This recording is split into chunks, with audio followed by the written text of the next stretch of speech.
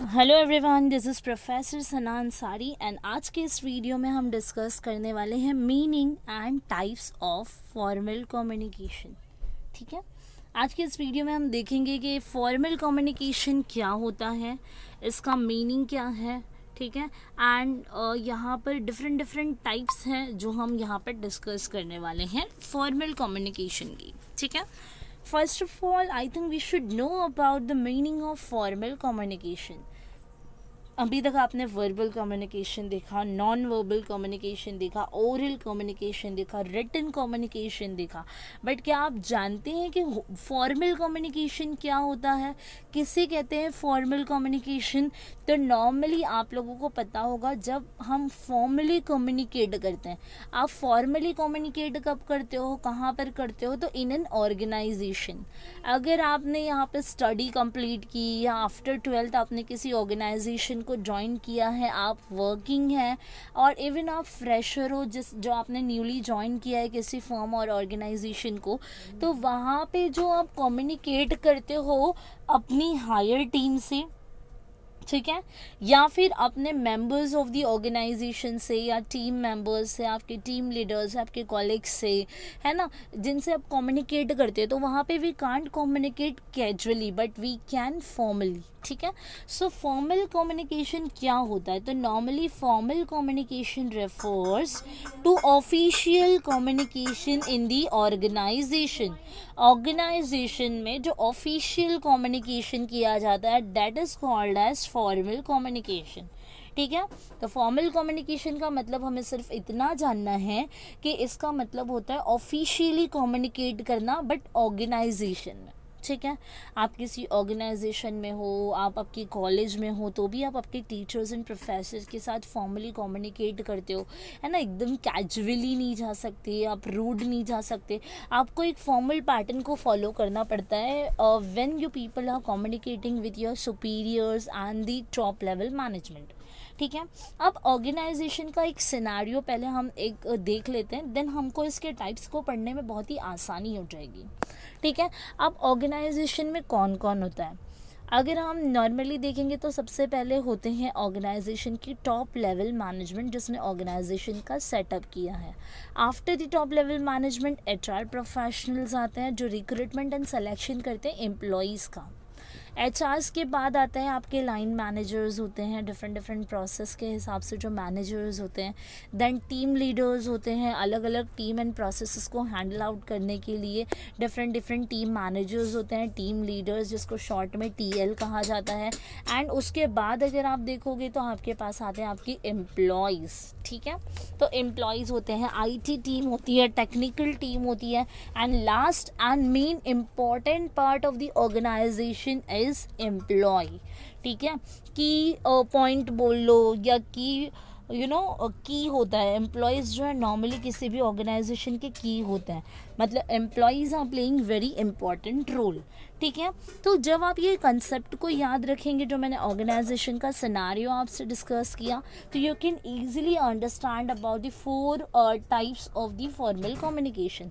सो just आपको सिर्फ ये चीज़ ध्यान रखना है, formal communication refers to the official communication in the organization. ठीक है, अब ऑर्गेनाइजेशन में क्या होता है ना, एम्प्लॉयज़ को नॉर्मली कैसा होता है ना, अलाउ नहीं होता है to directly communicate with the higher authorities.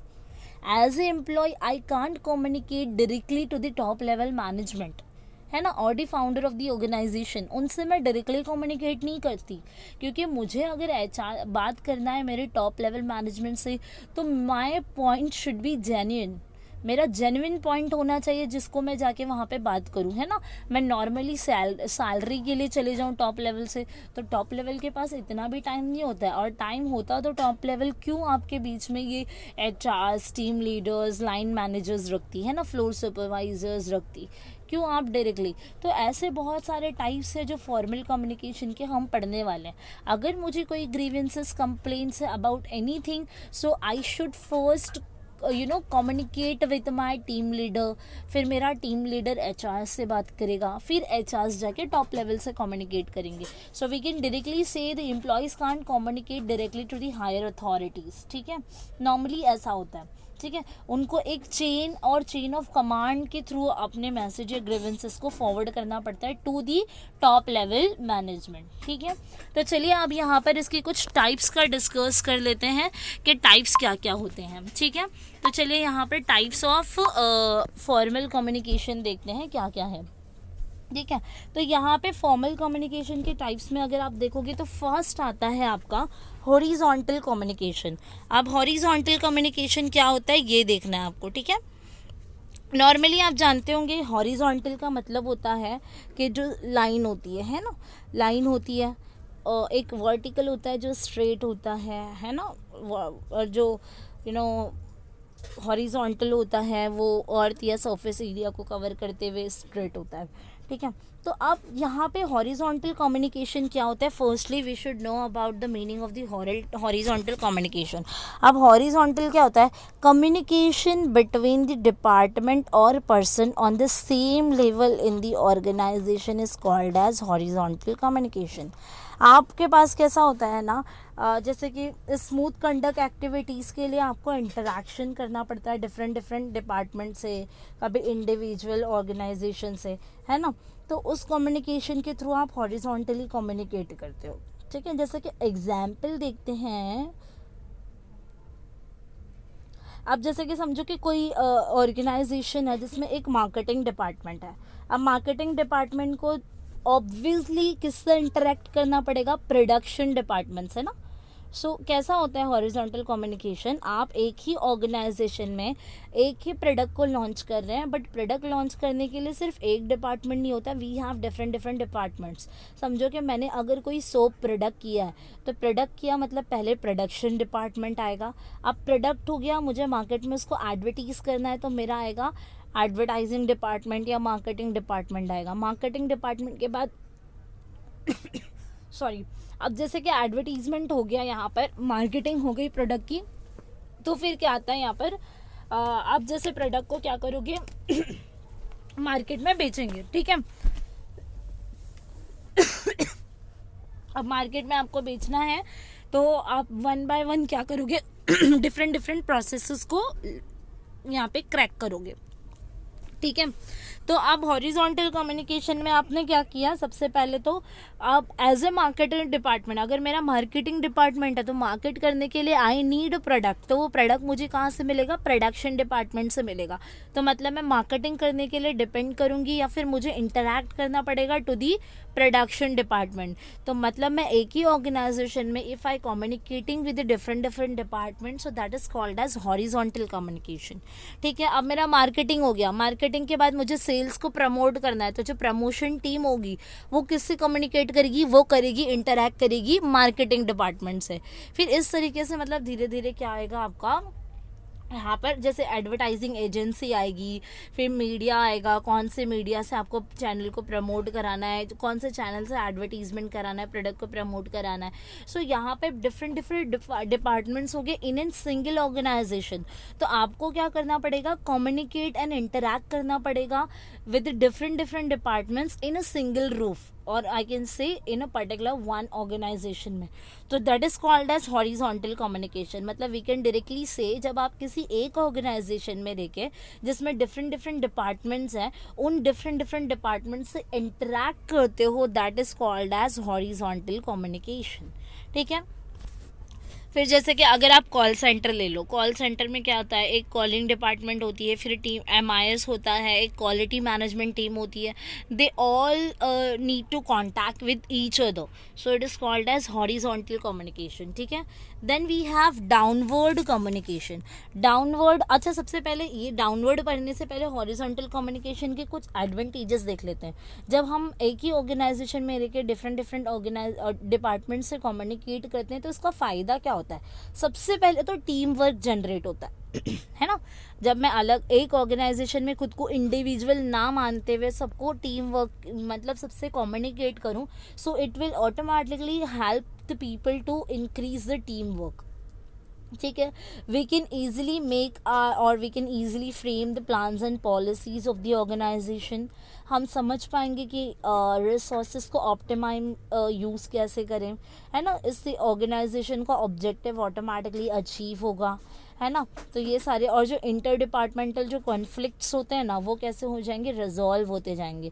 Sometime ऐसा होता है कि मार्केटिंग टीम को मार्केट करने के लिए प्रोडक्ट नहीं है, तो मार्केटिंग टीम अगेंस्ट जा सकती है प्रोडक्शन डिपार्टमेंट के कि आपने प्रोडक्शन क्यों नहीं किया, शॉर्टेज क्यों हो रहा है। लेकिन आप अगर एक दूसरे से कम्युनिकेट करके एक दूसरे को समझेंगे, so it will automatically help us to resolve the conflict in between the different different departments. ठीक है, चलो अब स्टार्ट करते हैं। डाउनवर्ड कम्युनिकेशन क्या होता है, मतलब it flows from the higher authorities to the lower level of the organization. मतलब हायर अथॉरिटी से लोअर लेवल, मतलब एम्प्लॉयज तक कम्युनिकेट करना। Higher authority to the lower level, that is called as a downward communication. मतलब कि समझो कि top level managers को अगर एम्प्लॉय तक कोई टारगेट का एक अमाउंट बताना है कि इस मंथ में, लास्ट मंथ में हमने 350 यूनिट्स का टारगेट अचीव किया था एंड इस मंथ में हमको 500 का टारगेट अचीव करना है, तो टॉप लेवल मैनेजमेंट एक एक एम्प्लॉय को आके बताएगा नहीं। टॉप लेवल मैनेजमेंट डायरेक्टली किससे कम्युनिकेट करेगा, मिडिल लेवल मैनेजर्स से या फिर जो अपने एचआरस होते हैं उनसे, एंड फिर एचआरस आके टीम लीडर को बताएगी एंड टीम लीडर जो है एक ब्रीफिंग लेगा जिसमें एम्प्लॉयज़ को बताएगा। So it is called as downward, और here the downward refers flow from the higher authorities to the lower level of the organization. Getting everyone? अब इसके भी एडवांटेजेस देख लेते हैं कि क्या क्या होते हैं। जब हम डाउनवर्ड कम्युनिकेट करता है ना कोई भी टॉप लेवल मैनेजमेंट, सो ये हमको एक डायरेक्शन देता है, क्योंकि ये जो कमांड मिला है वो ऊपर से आया है, हमारे टॉप लेवल मैनेजमेंट से आया, तो उसी वे में विल हैव टू परफॉर्म और the employees of the organization need to perform. So it give us the direction. ठीक है, फिर इसके बाद ये कोऑर्डिनेट करता है एक दूसरे को, जैसे मिडिल टॉप लेवल ने मिडिल लेवल एचआरस, ये सब कोऑर्डिनेशन बैठता जाता है। क्लैरिफिकेशन होता है, सबऑर्डिनेट्स को भी परफॉर्म करने में इजी हो जाता है ना, एंड देन वो क्या, और सुपीरियर भी पूरा कंट्रोल कर पाएंगे सबऑर्डिनेट्स के एक्टिविटीज़ पे अगर आप डाउनवर्ड कम्युनिकेशन चलाते हो तो। ठीक है, now we have upward communication. Upward communication क्या होता है, तो अपवर्ड कम्युनिकेशन में क्या होगा, इसका अपोजिट। किसका अपोजिट, डाउनवर्ड कम्युनिकेशन का अपोजिट। अब डाउनवर्ड में आप क्या कर रहे थे, पहले टॉप लेवल फिर एचआरस, अब उसका उल्टा लेना है अपवर्ड में। अपवर्ड में it means we can say it involves flow of communication from the lower levels to the higher authorities in the organization. मतलब if I am a employee, no, if I have some grievances and complaints against the top level management, so still I can't directly contact with the top level management. I will have to first contact with my team leader, then my team leader will contact with the HR professionals on behalf of me, and my HR professionals will directly contact to the top level management on behalf of me. ठीक है, तो ये इस तरीके से upward communication होता है organisation में, और इसके भी यही फ़ायदे होते हैं कि एम्प्लॉयज़ को कैसा है, उनकी जो ग्रीवेंसेस एंड कंप्लेंट्स को सॉर्ट करने में बहुत ही ज़्यादा इजी हो जाता है, and they can get quick response also from the top level management की साइड से। ठीक है, और इस साथ ही साथ सबसे बड़ा advantage point of the upward communication is कि यहाँ पे टॉप लेवल मैनेजमेंट को एम्प्लॉयज़ के फीडबैक्स मिल जाते हैं। अगर एम्प्लॉयज़ आर हैप्पी तो वो डेफिनेटली आपको कोई ग्रीवेंसेस या कंप्लेंट्स का रिपोर्ट नहीं करेगा। If your employees are unhappy with your framing plans and policies, so he will definitely complaints against you, so जिससे आप automatically you can get the feedback from the employees and the lower level sites. Now we have the last point, that is diagonal communication. Diagonal communication क्या होता है कि यहाँ पे कैसा होता है ना, as per your need and requirement किसी और डिपार्टमेंट के employees can easily communicate with the superiors of another department. ठीक है, अब जैसे कि मैं किसी कंप्यूटर या पीसी पे बैठ के काम कर रही हूँ एंड आई एम फ्रॉम हम लेते हैं कि मैं बैक एंड से हूँ। ठीक है, मैं बैक एंड पे काम करती हूँ, ठीक है, बैक ऑफिस का कोई काम कर रही हूँ, सिस्टम पे वर्क कर रही हूँ। अब अगर मेरा सिस्टम में कुछ प्रॉब्लम हो गई तो मैं टेक्निकल टीम से बात करूँगी। मैं बैक ऑफिस डिपार्टमेंट से बिलोंग करती हूँ, but I will have to communicate with the technical department और द IT टीम, बिकॉज मेरे PC में प्रॉब्लम हो गई। तो ये जो कम्युनिकेशन मैं करती हूँ it should be formally only, क्योंकि आप डायरेक्ट नहीं बोलोगे कि मेरा PC ख़राब हो गया। आपको प्रॉपरली यहाँ पे टिकट ट्रेस करना पड़ेगा, ईमेल करना होगा। तो ये जो रिटनली आप कम्युनिकेट करो, ये भी आपको ऑफिशियल मैनर्स में होना चाहिए, और अगर आप बात भी कर रहे हो तो ये भी ऑफिशियली होना चाहिए। तो मतलब बैक एंड टीम से मैंने टेक्निकल टीम में बात की, दैट इज़ कॉल्ड एज कि मैंने किसी और डिपार्टमेंट की होते हुए किसी और डिपार्टमेंट के सुपीरियर से कांटेक्ट किया। अब कुछ एम्प्लॉयज़ होते हैं, अगर आपको टारगेट अचीव करना है तो समटाइम्स क्या होता है, ईच एंड एवरी प्रोसेस का ईच अलग अलग क्या होता है, टीम लीडर्स होते हैं या सुपीरियर्स होते हैं। अब I am a subordinate, I am an employee. If I am getting any doubts and difficulties, but my superior is absent today, so I can directly contact with the another's process or another's department's superior. So that is called as diagonal communication. मतलब यहाँ पे मैं as a subordinate, if I am going to communicate with the another's department's superior, so that is called as diagonal communications. Okay, so we have completed our 4 types of formal communication. In our next video we are going to discuss about the advantages of formal communication. Okay, for more videos you can subscribe my YouTube channel and hit the bell icon. Bye bye, thank you.